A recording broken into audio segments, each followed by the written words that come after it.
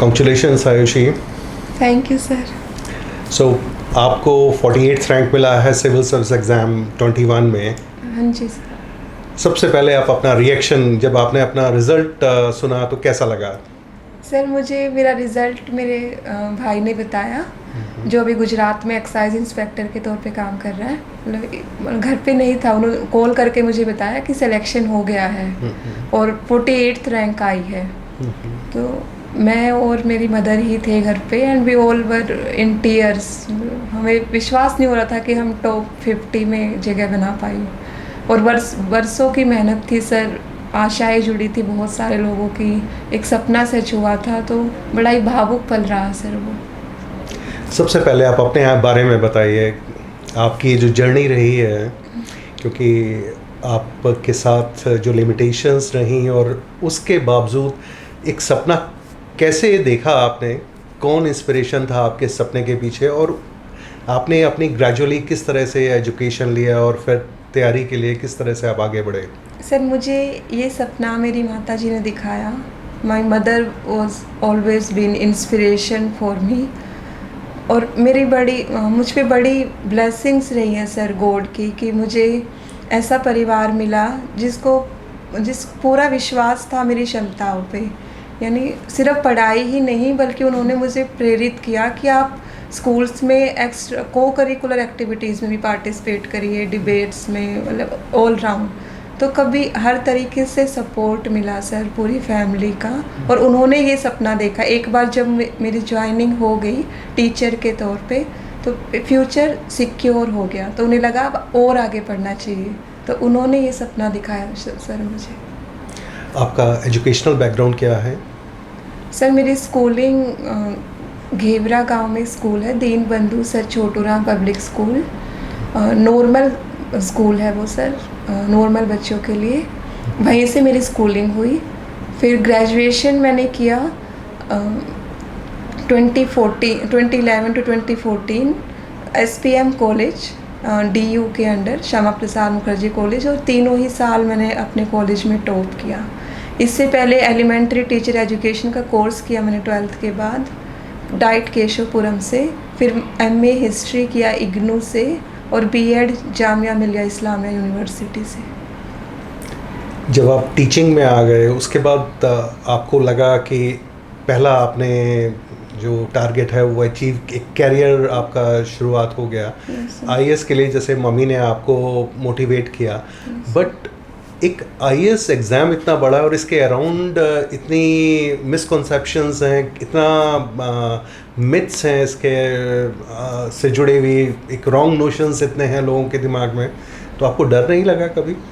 Sir डर तो मतलब हर क्षेत्र में, रिस्पॉन्सिबिलिटी, मुश्किलें, ये तो हर क्षेत्र में ही है सर। और जितना आप ऊपर जाते जाओगे उतना बढ़ता जाएगा। लेकिन डर को से जीत के, आगे निकल के, कठिनाइयों का सामना करके, हमें इसमें सबसे बड़ा चैलेंज पूरी जर्नी में यही रहा कि आपको मोटिवेटेड रखना पड़ता है खुद को। फेलियर्स आते हैं, कई बार गिव अप करने का मन करता है, कि अपने ऊपर कॉन्फिडेंस भी कम होता है पूरी जर्नी में कई बार, कि मैं शायद नहीं कर पाऊँगी। तो सबसे ज़रूरी सर यही रहता है कि हम कॉन्फिडेंट रहें और बार बार कोशिश करें, अपने पे विश्वास रखें, और जो भी पीछे गलतियाँ हुई हैं, कमियाँ रह गई हैं, उन्हें पहचान कर सुधारें। कहते हैं कि सिविल सर्विस एग्ज़ाम के लिए जब आप तैयारी करने के लिए डिसीज़न लेते हैं, वही अपने आप में एक बहुत बड़ा डिसीज़न है। तो जब आपने शुरुआत की तो आपको शुरुआत में कैसे तैयारी करनी है, क्या पढ़ना है, क्या नहीं पढ़ना, क्या ऑप्शनल लेना चाहिए, इन सब चीज़ों के लिए कहाँ से आपको गाइडेंस मिली, कहाँ से आपको इन्फॉर्मेशन लिया आपने गैदर की? सर मैंने 2015 में तैयारी शुरू की थी।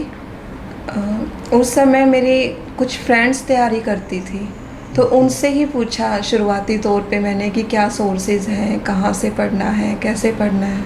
कुछ टाइम मैंने सेल्फ स्टडी की सर, वहाँ से कुछ फिर जैसे हम घर पे बुक्स पढ़ाने के, हार्ड कॉपी में ज़्यादा बुक्स मिलती थी, मटेरियल उस समय सॉफ्ट कॉपी या सोशल मीडिया पे स्टडी मटेरियल उस समय कम था। तो मेरे फैमिली मेम्बर्स सभी बुक्स रिकॉर्ड किया करते थे, मेरे लिए, ताकि मैं उनको रिप्ले करके सुन पाऊँ। फिर धीरे धीरे आगे 2017 में 18 में वहाँ जैसे ही मैंने स्मार्टफ़ोन यूज़ करना शुरू किया, स्क्रीन रीडिंग सॉफ्टवेयर का यूज़ करना शुरू किया मोबाइल में, PDF ने, वहाँ मेरी बहुत हेल्प हुई। यूट्यूब से काफ़ी हेल्प मिली। आपने जब तैयारी शुरू की तो इस एग्ज़ाम को आपने किस तरह से देखा? प्रीलिम्स, मेंस, इंटरव्यू, या पूरा एक एग्ज़ाम, पूरा एक यूनिट की तरह देखा और तैयारी एक इंटीग्रेटेड अप्रोच थी, या आपने स्टेज वाइज इस एग्ज़ाम को प्रिपेयर किया? सर इंटीग्रेटेड अप्रोच थी। हम बांट नहीं पा रही थी मैं इसको कि प्रीलिम्स के लिए क्या पढ़ना है, क्योंकि आपको चीज़ें संपूर्ण रूप से ही समझनी है, वो आपको हर स्टेज पे हेल्प करती है। Yes, sir. आप जब अपनी तैयारी कर रहे थे तो जैसे इसको अनप्रिडिक्टेबल एग्ज़ाम कहते हैं लोग, आपको कुछ डर लगा था कि अनप्रिडिक्टेबल है, तो इसमें लोग क्यों कहते हैं अनप्रिडिक्टेबल इसको? उनकी तैयारी की कुछ कमी होती है, या वो किसी अनएक्सपेक्टेड चीज़ के लिए तैयार नहीं कर पाते हैं अपने आप को? सर इसमें सबसे बड़ा होता है कि आपको सही गाइडेंस मिले। जैसे ही मैंने यहाँ के निर्वाणा IAS अकेडमी ज्वाइन की, उससे मुझे समझ पाई कि मैं जब खुद घर से एग्ज़ाम दे रही थी तो क्या गलतियाँ मुझसे हो रही थी, शायद मैं उनको घर एनालाइज नहीं कर पा रही थी। तो हर बच्चे के लिए ही ये ज़रूरी हो जाता है सर कि वो एक बार गलतियों को पहचाने, स्ट्रेटेजाइज करे, टाइम मैनेज करे और फिर आगे इम्प्रूव करे। क्योंकि ऑनलाइन भी अगर हम पढ़ रहे हैं, यूट्यूब से भी अगर पढ़ते हैं, तो इतना मटेरियल है कि अब हम समझ नहीं पाते कि कौन सा ज़्यादा ज़रूरी है और कौन सा स्किप कर सकते हैं। और प्रीवियस ईयर्स के जो पेपर हैं, क्वेश्चन पेपर्स UPSC के, वो भी बहुत बड़े गाइड होते हैं। एक तरीके से हमें समझ आता है कि किस तरीके से क्वेश्चंस आते हैं। ये आपका कौन सा अटेम्प्ट था, पहले ये बताएं? 5th attempt sir. 5th attempt. इससे पहले अटेम्प्ट्स में क्या आउटकम रहा? सर मेंस क्वालिफाई नहीं हो रहा था, इंटरव्यू इसी बार दिया फर्स्ट टाइम। अच्छा, मेंस भी पहली बार लिखा था इस बार? 4th time sir. Mains 4th time लिखा था। ओके, बट मेंस तक पहुंचते थे और नहीं हो पा रहा था, कहाँ आपको कमी लग रहा था, नज़र आ रही थी आपको? सर मेंस मेरा हर बार 5 मार्क्स, 6 मार्क्स, 7 ऐसे रह जाता था, तो शायद आंसर राइटिंग में कमी थी, वो मैं कंप्लीट किस तरीके से लिखना है वो शायद नहीं समझ पा रही थी। आपका ऑप्शनल सब्जेक्ट क्या था? History sir. हिस्ट्री आपने क्यों चूज़ किया था? सर BA प्रोग्राम हमेशा से रहा, मैंने 11th 12th में आर्ट्स ली, उसके बाद BA प्रोग्राम किया और फिर मास्टर्स, और फिर ये था सर, अगर मेरे पास सोर्स अवेलेबल था सर हिस्ट्री के लिए, DU से रिकॉर्डेड CDs मिली थी, IGNOU का स्टडी मटेरियल था। अगर मैं और कोई सब्जेक्ट चूज़ करती, उस टाइम सेल्फ स्टडी कर रही थी, तो इतना सोर्स अवेलेबल नहीं हो पा रहा था। ऑलरेडी बहुत सारी बुक्स थी जो फैमिली मेम्बर्स रिकॉर्ड कर रहे थे, हिस्ट्री का मेरे पास था। फर्स्ट सबसे इम्पोर्टेंट रीज़न ये रहा कि हमेशा से पढ़ी मैंने हिस्ट्री, और फिर दूसरा लगा कि हिस्ट्री प्रिपेयर कर लेने से GS 1 में भी मुझे हेल्प मिल जाएगी, 2-3 पेपर एक साथ प्रिपेयर कर पाऊँगी। जब हम तैयारी करते हैं इस एग्ज़ाम के साथ में, एक और जो चीज़ लोग बात करते हैं करंट अफेयर्स की। करंट अफेयर्स नो डाउट अब जो एग्ज़ाम का पैटर्न है उसमें प्रीलिम्स या मेंस और इंटरव्यू तो डेफिनेटली रहता ही है, तो आप अपने को करंट अफेयर्स के लिए किस तरह से तैयार कर रहे थे? बिकॉज आजकल तो बहुत कन्फ्यूज़न रहता है कि यहाँ से पढ़ लो, ये पढ़ लो, वो पढ़ लो। सर आप लिमिटेड सोर्स फॉलो कीजिए करंट अफेयर्स के, जहाँ से भी आप करना चाहें, कि मोर और लेस सेम ही है जो आपको मंथली PDFs अलग अलग सोर्सेज की मिलती हैं। और न्यूज़पेपर रेगुलर बेसिस पे पढ़िए, क्योंकि बुकिश नॉलेज के साथ सराउंडिंग्स के लिए अवेयरनेस, उसकी समझ, उसके प्रति संजीदा होना, वो सब बड़ा हेल्पफुल होता है सर UPSC क्रैक करने में। तो करंट अफेयर्स एक होलिस्टिक तरीके से हम कवर करें, बजाय कि सोर्सेज बढ़ाएं, न्यूज़ का नंबर बढ़ाएं कि ये न्यूज़ ना छूट जाए। जितना हम पढ़ रहे हैं, समझ रहे हैं न्यूज़पेपर से, उसको अच्छे से करें। जब आपने तैयारी शुरू की थी, हर एक आदमी बड़ा एंथुसियाज्म से शुरू करता है, हर एक स्टूडेंट के अंदर एक होता है कि मैं तैयारी कर रहा हूँ और फर्स्ट अटेम्प्ट मेरा हो जाएगा। तो आपने जब सोचा था, कहाँ आपको लगता था कि आप एक इतनी लंबी बैटल के लिए अपने को तैयार कर रहे हैं मेंटली? सर मैंने थर्ड टाइम्स जब मेंस लिखा उसके बाद ऑलमोस्ट गिव अप कर दिया था कि मम्मा नहीं हो रहा है मुझसे। लेकिन उसके बाद अगेन मेरी फैमिली फ्रेंड्स सब मोटिवेट करते गए, यहाँ गिल सर कि बेटे क्यों नहीं होगा, होगा। तो इस तरीके से यहाँ आके तैयारी की। और सर कई बार हमें लगता है कि हम क्यों गिव अप करें, जब जो लोग हमें सपोर्ट कर रहे हैं वही गिव अप नहीं कर रहे हैं, वो हर स्टेप पे और आगे बढ़ के हेल्प करने को तैयार हैं, आउट ऑफ द बॉक्स आपके लिए एफर्ट्स कर रहे हैं, आउट ऑफ द वे जाके। तो फिर इतने लोगों की उम्मीदें जुड़ी हैं आपसे, उनका साथ मिल रहा है, फिर हम गिव अप नहीं कर पाते हैं सर। जब आपने सिविल सर्विसेज की तरफ शुरुआत की थी, आपके पास एक कैरियर ऑप्शन तो था ही। आप जब आपने कुछ टाइम फ्रेम रखा था कि मैं 3 साल 4 साल 5 साल में कुछ अटेम्प्ट लूँगी, या सिर्फ एक ये था कि अपना गोल अचीव करना है? सर यही था कि गोल अचीव करना है। और लगता था कि आप टॉप 50 में आ सकते हैं या आ जाएंगे? बिल्कुल नहीं सर। क्या चीज़ ऐसी रही होगी जिसने आपको टॉप 50 में रैंक दिया? आप अपनी पूरी तैयारी में किस चीज़ को, कौन सा एक ऐसा फैक्टर मानते हैं जिसने सबसे बड़ा रोल प्ले किया होगा? सर लगातार पढ़ाई, लगातार इससे जुड़े रहना, पढ़ते रहना, जैसे slow and study win the race, मतलब गिव अप ना करना, कंसिस्टेंटली पढ़ना, न्यूज़पेपर्स फॉलो करना, पॉजिटिव रहना, ये सारी चीज़ें थी जिन्होंने एक के बाद एक अटेम्प्ट लेने के लिए प्रेरित किया सर। आप जब पहले रिजल्ट्स सुनती थी, टॉपर्स के बारे में सुनती थी, first rank, second rank, third rank, क्या आपके दिमाग में आता था ये लोग कौन हैं, कैसे ये लोग इतना अच्छा परफॉर्म करते हैं और मेरा इतनी मेहनत के बाद मेंस नहीं क्लियर कर पा रही हूँ? सर मुझे पहली फीलिंग तो ये आती थी, वो पढ़ के, कि मेरा नाम कब आएगा लिस्ट में। ये पॉजिटिव अप्रोच वाकई लगता है आपके लिए बहुत कारगर रही। और शुरुआत करते हैं प्रीलिम्स के लिए। जब आप प्रीलिम्स के लिए तैयार कर रहे थे, प्रीलिम्स एक जिसको कहा जाए कि स्पीड और एक्यूरेसी वाला एक एग्ज़ाम है, जहां आपको विद इन 2 आवर्स, और आपको जो उसके लिए आप कौन आपके साथ स्क्राइब कौन थे? स्क्राइब सर मतलब बदलते रहे हैं, ऐसे कोई जो अवेलेबल हो, क्योंकि इतने सालों का है वो। और प्रीलिम्स के लिए सर ज़रूरी है कि आप बहुत सारे क्वेश्चंस मेन टेस्ट से पहले मॉक टेस्ट दें, वहाँ आपको टाइम मैनेजमेंट की भी प्रैक्टिस हो जाएगी, एलिमिनेशन मेथड, और पेपर अटैम्प्ट करने का तरीका भी उतना इक्वली इम्पोर्टेंट है जितना आपने मैटर पढ़ा है, अभी तक पढ़ाई की है, जो उतना ज़रूरी था। जब आप अपनी सक्सेस से पहले जब तैयारी कर रहे थे, उस टाइम में टॉपर्स के बारे में क्या सोचती थी आप? What was your opinion about toppers? Sir जब भी मैं टॉपर्स के इंटरव्यू, उनकी स्टेटमेंट्स टीवी में देखते हैं, सोशल मीडिया पे उनको सुनते थे कि कैसे ये लोग पढ़ते हैं, कहाँ से क्या स्टडी मटेरियल फॉलो करते हैं, सेल्फ स्टडी करते हैं या कोचिंग करते हैं, मतलब वो क्या चीज़ है इनमें जो इनको टॉपर्स की लिस्ट में लेके आती है। तो वो सब सीखने की कोशिश करते थे सर उनसे। कोई ऐसा टॉपर जो इंस्पिरेशन रहा हो आपके लिए? सर 2019 के बैच के थे शायद, प्रदीप, मुझे अच्छे से याद नहीं है, पर वो 6th अटैम्प्ट में अपने टॉपर बने थे। तो उन्होंने कहा था कि कंसिस्टेंसी और गिव अप ना करना, और हर एक स्टेज को इक्वली इम्पोर्टेंट समझना, प्रीलिम्स टू पर्सनालिटी टेस्ट, वो मुझे बहुत अच्छा लगा। जब आप प्रीलिम्स, क्योंकि आपने 4 बार क्लियर किया, आपका कैसे स्कोर रहता था?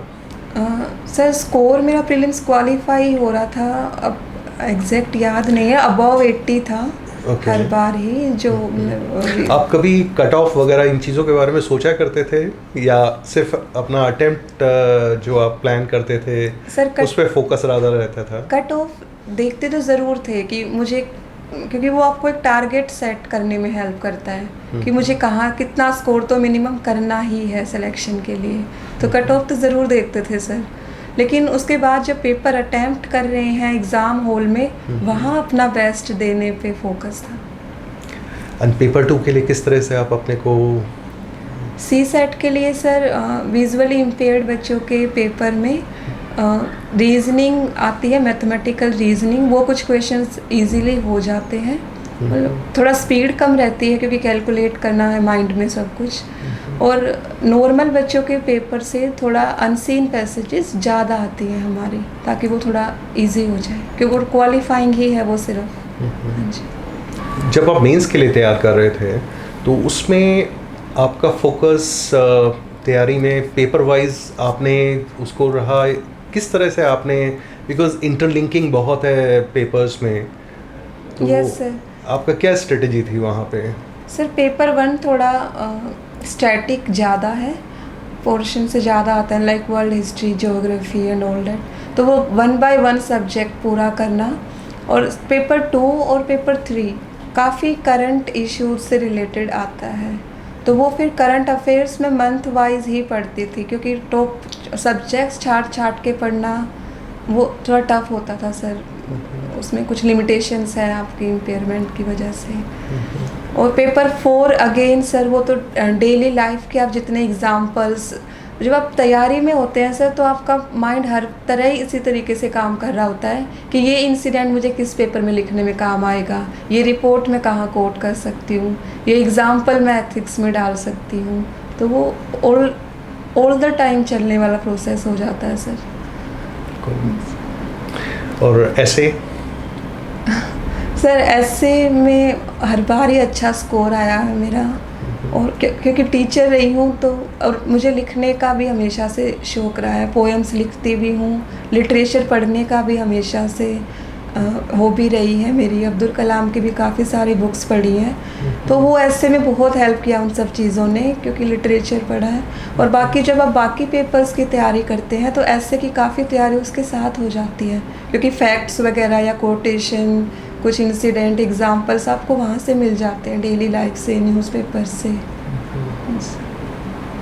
इस एग्ज़ाम के लिए कोचिंग कितना ज़रूरी है? सर ये डिफ़र करता है हर कैंडिडेट पे, उसका बैकग्राउंड क्या है, कैपेबिलिटीज़ क्या है, स्ट्रेटजीज़ क्या है। तो अब ज़रूरत, जैसे अब मुझे ज़रूरत पड़ी कोचिंग की, शायद मैं नहीं कर पा रही थी खुद अपनी गलतियों को इम्प्रूव, लेकिन बहुत सारे बच्चे हैं जो विदाउट कोचिंग भी क्रैक करते हैं सर। तो वो और किस बैकग्राउंड में बच्चा रह रहा है, कितना टाइम वो घर पे दे रहा है, सोर्सेज कैसे फॉलो कर रहा है, तो वो दोनों ही तरीके से क्रैक होता है सर। जब कोचिंग का रोल आप बात कर रहे हैं, जब कोचिंग के लिए आपने अपने आप को जब आप ढूंढ रहे थे किस तरह से कहाँ किसकी हेल्प ली जाए, वहाँ वो क्या फैक्टर होता है जिसमें आप कोचिंग के लिए आप जब चूज़ करते हैं तो क्या फैक्टर्स हैं, किन चीज़ों के ऊपर आप डिसीजन लेते हैं कि मेरे को इस कोचिंग में जाना चाहिए?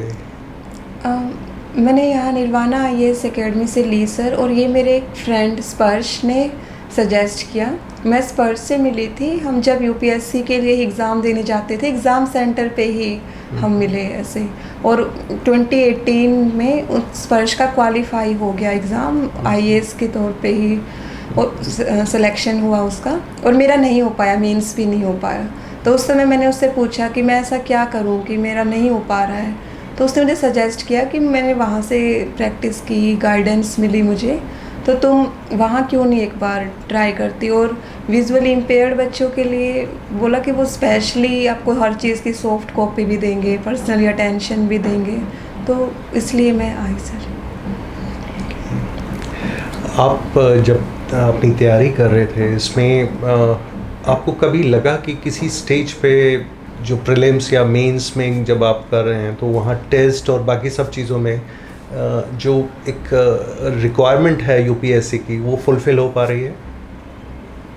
यस सर, मैं बहुत ही पास आके मतलब रेडी थी। अगर आपके 2 नंबर कम से रह गए हैं कट ऑफ से, 2 नंबर कम है तो आपको लग रहा है कि आप बिल्कुल गलत डायरेक्शन में तो नहीं जा रहे हो, ये मुझे लग रहा था कि, लेकिन मतलब एक मधुशाला में एक लाइन लिखी है सर उन्होंने कि दूर ना इतनी हिम्मत हारूं, पास ना इतनी पा जाऊं, बड़ा बड़ा कर मुझको आगे पीछे हटती मधुशाला। तो इस तरीके से मुझे लग रहा था कि ना तो इतने पास ही नहीं पहुंच पा रही हूँ कि सिलेक्शन ही हो जाए, ना इतना गैप रह रहा है कि बिल्कुल तैयारी ही छोड़ दूँ। तो वो सब दोबारा इम्प्रूव किया सर।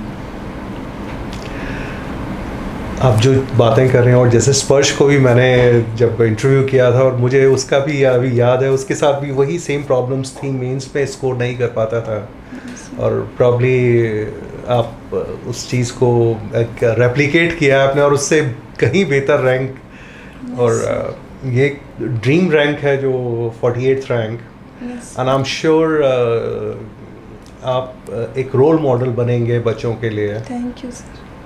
आप अब एक चीज़ जो करना चाहेंगे लाइफ में आगे, क्या आपका एक इस सर्विस के बाद क्या आपको लगता है कि किस तरह से आप कंट्रीब्यूट कर पाओगे सोसाइटी के लिए?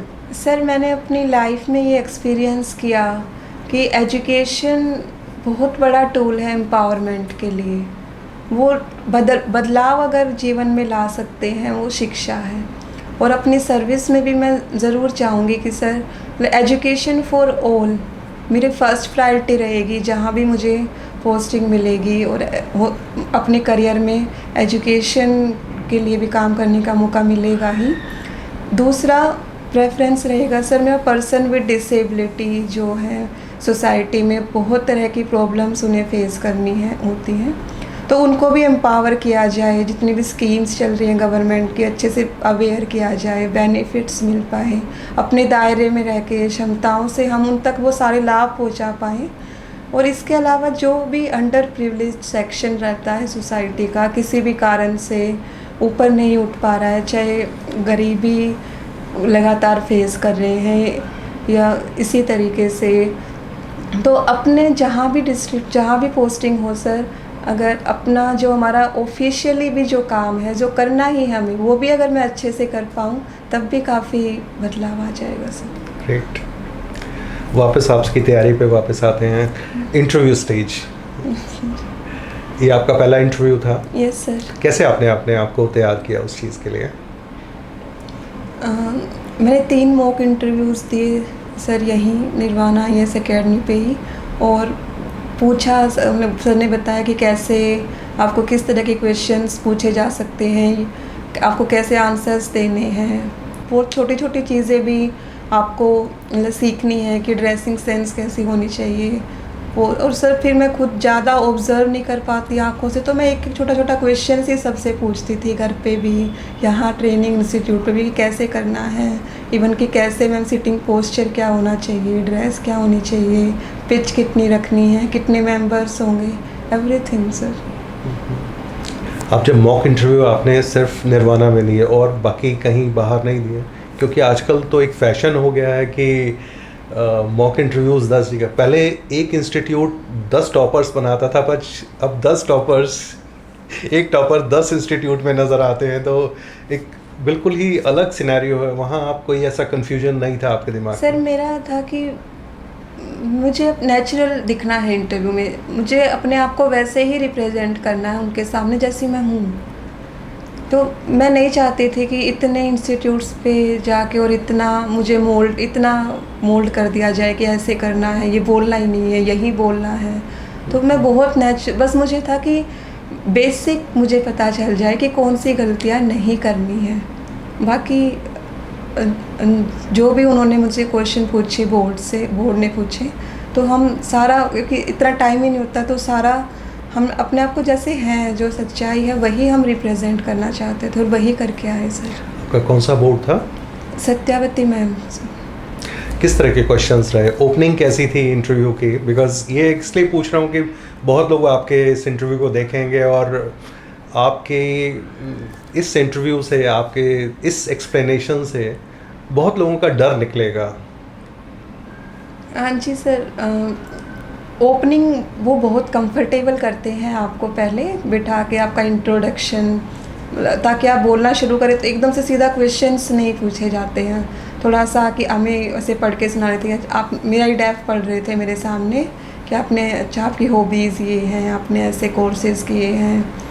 फिर फर्स्ट क्वेश्चन जहाँ तक मुझे याद, उन्होंने मुझसे पूछा कि आपने 2009 में 12th पास आउट की और 2014 में आपकी ग्रेजुएशन कंप्लीट हुई, तो 5 साल कैसे लगे आपको? तो फिर मैंने बताया कि 2009 से 11 मैंने एलिमेंट्री टीचर एजुकेशन का कोर्स किया।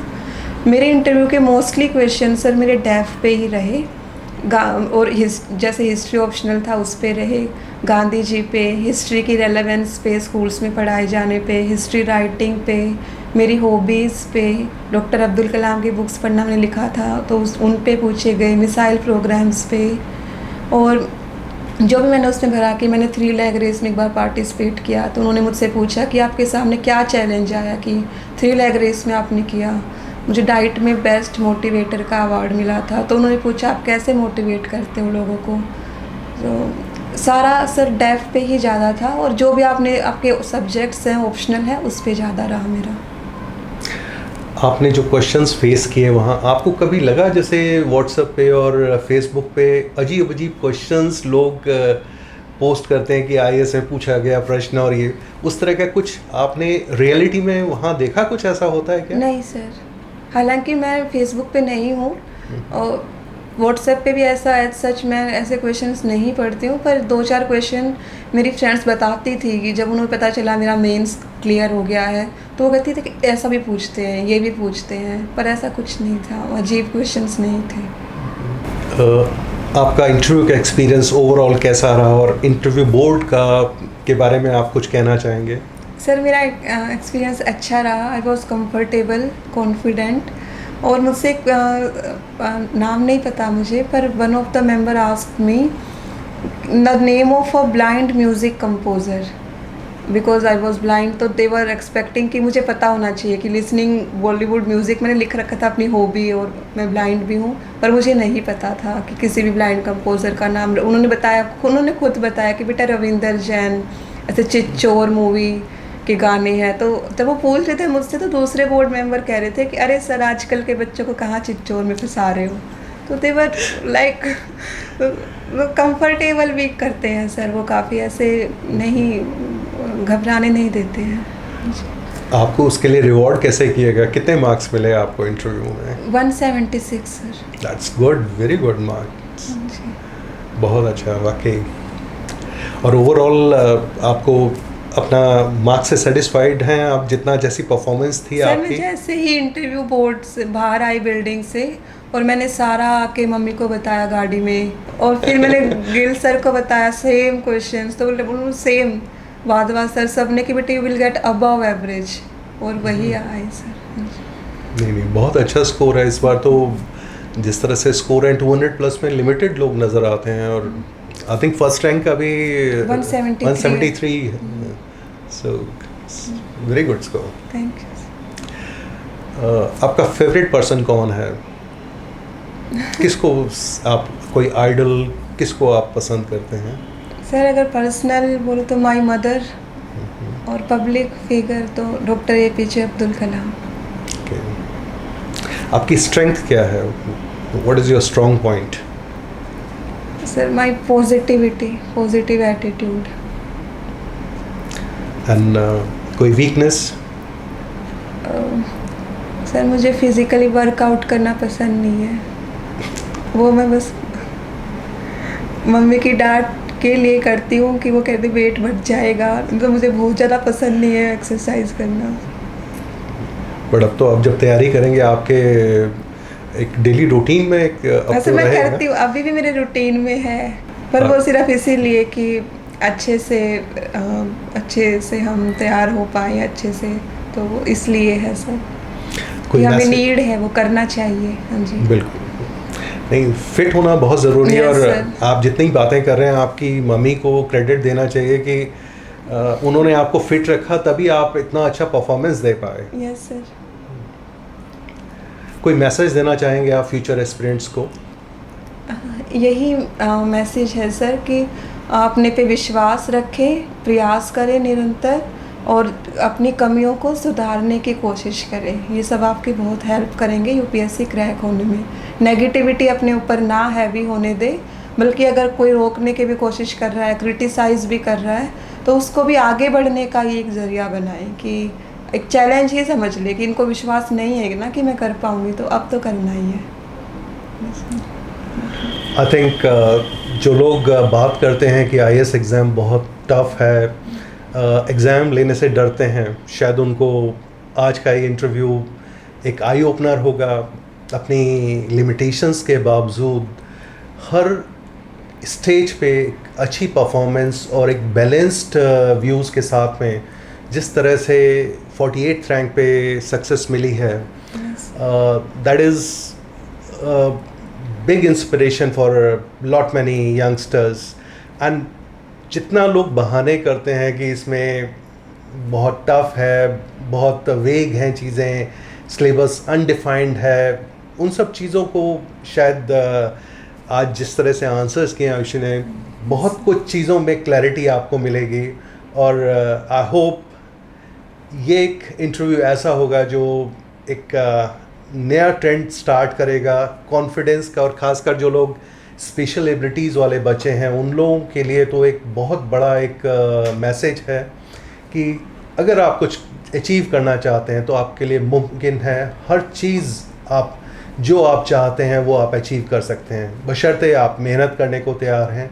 अपना पूरा जो आपके कैपेबिलिटीज़ हैं, आप हर तरह से अगर आप इस एग्ज़ाम के लिए, क्या ज़िंदगी में किसी भी चीज़ को आप अगर टेकअप करते हैं और आप मेहनत करते हैं, लगन से काम करते हैं, तो आप अचीव कर सकते हैं. Thank you.